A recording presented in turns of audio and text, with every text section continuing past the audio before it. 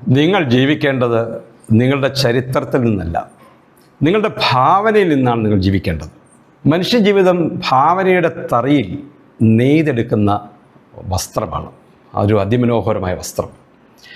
അത് മനോരഞ്ജനമായ നിറങ്ങളോട് കൂടിയ മൃദുലമായ പട്ടുവസ്ത്രമാകണോ, അതോ കമനീയമായ നിറങ്ങളൊന്നുമില്ലാത്ത പരുത്ത പരുത്തി വസ്ത്രമാകണോ എന്ന് തീരുമാനിക്കുന്നത് നെയ്ത്തുകാരായ നമ്മളാണ്, നമ്മൾ ഓരോരുത്തരുമാണ്. പൂർവ്വകാല ചരിത്രത്തിൻ്റെ ആലസ്യത്തിൽ ജീവിക്കുന്നവർ ഇന്നും നമ്മുടെ ഇടയിൽ ധാരാളമായുണ്ട്.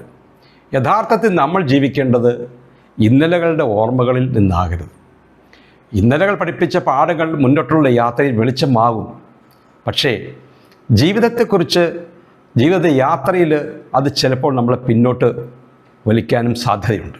ജീവിതത്തെക്കുറിച്ച് എല്ലാവരും സ്വപ്നങ്ങൾ കാണാറുണ്ട്.